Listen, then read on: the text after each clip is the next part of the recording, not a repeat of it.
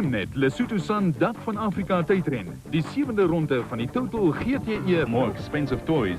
And for 3 days, the Mountain Kingdom is alive with off-roaders. Lesotho Sun and Mnet bring you highlights of day 1 of the 1991 Roof of Africa Rally, round number 7 of the Total GTE Championships. As usual before the roof, the Lesotho Sun's parking lot is chock-a-block with men and machines.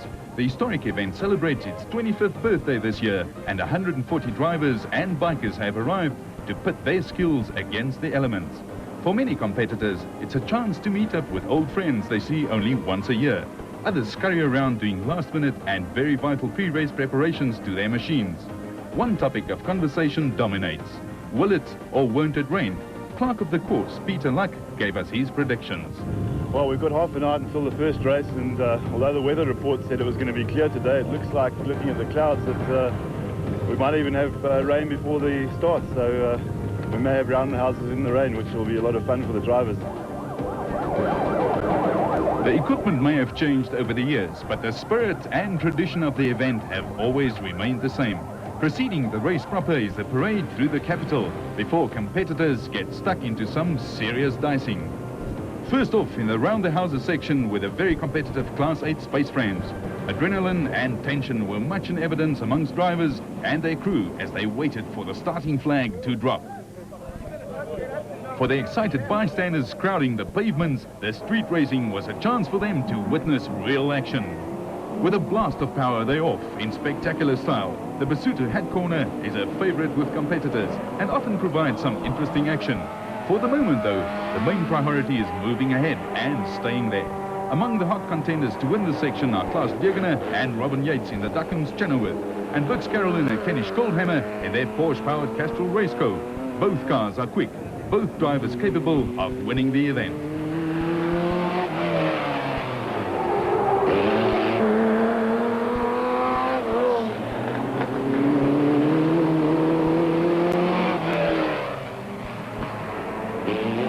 Donderdag afgeskop in die tradisionele round the houses seksie, wat definitief die mees opwindendste seksie is soverre die toeskouers aangaan. Die bakkies was maar een van die 10 kategorieë of klasse waarin die voertuie kon deelneem. Soos gewoonlik was dit die voormalige dakwenners Philip Malan en Richard Leek wat die pas aangegee het in hulle turbo aangejaagde Toyota Hilux. 'n Span wat hulle goed opdraande gegee het was ALFIE Reineke en Lucas Dreyer, ook voormalige dakwenners in hulle BP Ford. Ongelukkig was die span se BP Ford en hulle diensvoertuig 'n paar dae voor die byeenkoms betrokke in 'n ongeluk, wat veroorsaak het dat hulle stuurprobleme ondervind het. Die probleem sou later hulle onttrekking tot gevolg hê. Nog 'n gunstelingsspan was Bux Carolyn en Kenny Skoldhammer in hulle klas 8 Castrol Yokohama Raceco. Hulle sou egter 45 minute verloor as gevolg van radkasprobleme.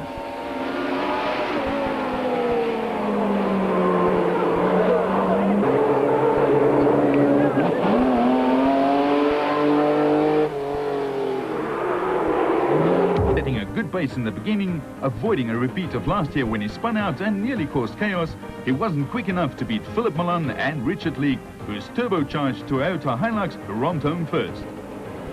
The 250cc's were the first motorcycles away.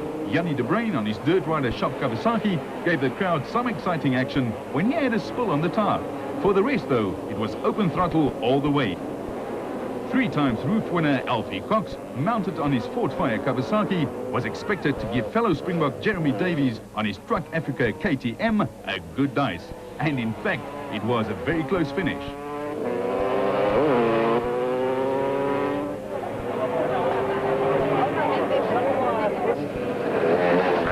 In the provisional results, Cox won the 250 category, fractionally ahead of Davies, the two of them taking 2nd and 3rd overall, while quickest overall was Errol Dalton on the BP Hutz diesel Kawasaki.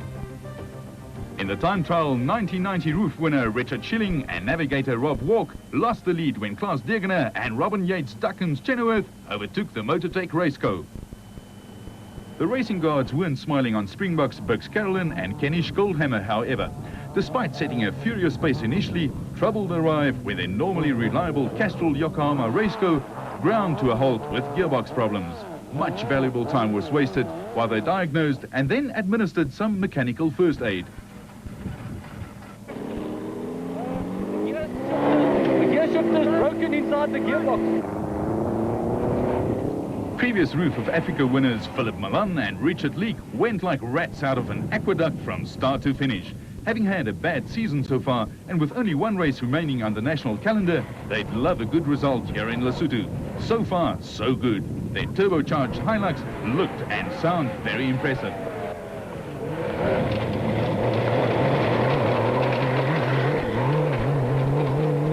Taking the Lesotho dust and terrain in their stride and giving an equally good performance in the Bakkie Brigade were Class 5 stars Alfred van Vuren and Beert Pelser in their Toyota Hilux. The Free State pair are currently leading the National Championship commercial vehicle category, and a good result at the roof would consolidate their point standing.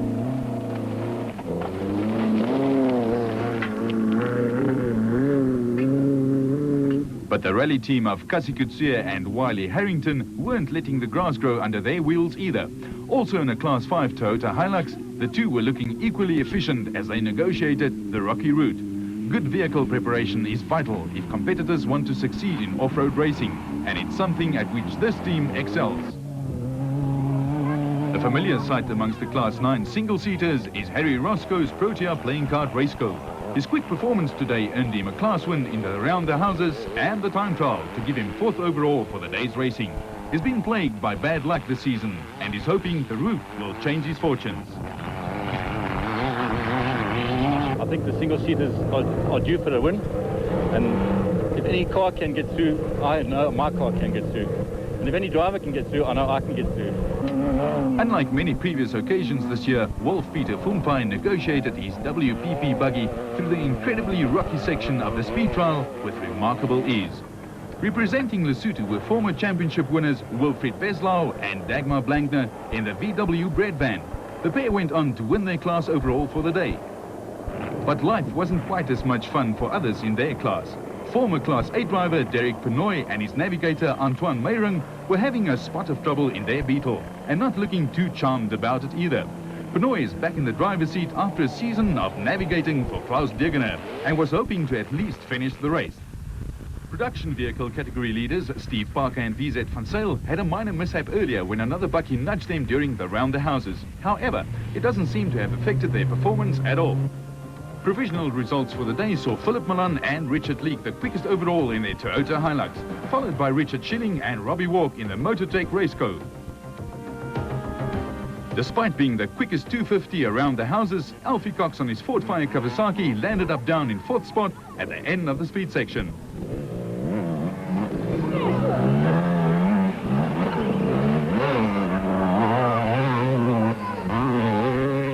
Arch rival Jeremy Davies on the Truck Africa KTM set up the 3rd fastest time overall around the houses, and like Alfie Cox ended up in 3rd spot overall. Gavin NIMMO on his Winston Yamaha set up the same time as Davies in the Round the Houses section and finished 2nd overall for the day. John Hodgson finished 7th in the Round the Houses and 10th in the time trial on his Pelham Products KTM 250, and is a likely contender for overall honours.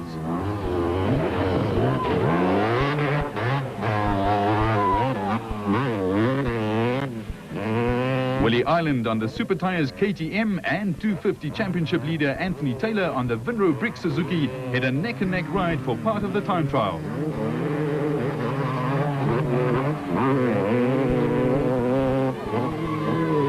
Just returned from Europe about a month ago. I was racing in the World Championships over there. It was tremendous for me. I learned so much from the guys. They ride on a much higher level. They're really professional. I was working in Germany with the world champion himself, and he taught me a lot about bike preparation. And through him, I managed to organize myself a bike and bring it home. Hilton Hayward put his overseas experience to good use during the speed trial to move up from 6th place into the overall lead. If today's performance is anything to go by, Hayward can be counted on to achieve an excellent overall result on the Super Tyres KTM. Springbok Errol Dalton rode a superb race on his BP Hunt's diesel Kawasaki KX500 to pick up overall honours in the Round the Houses and 5th overall for the day. Former stuntman Mark MYRON on his Castrol Honda fell during the Round the Houses and worked his way up from the 18th to 9th overall by the end of the day. The The 200 class was an all-action affair as usual, with Winston Yamaha star Richard Manning making it into the top 10 overall. Manning already has a 1,000-kilometer victory under his belt and can be regarded as a dark horse for overall honours.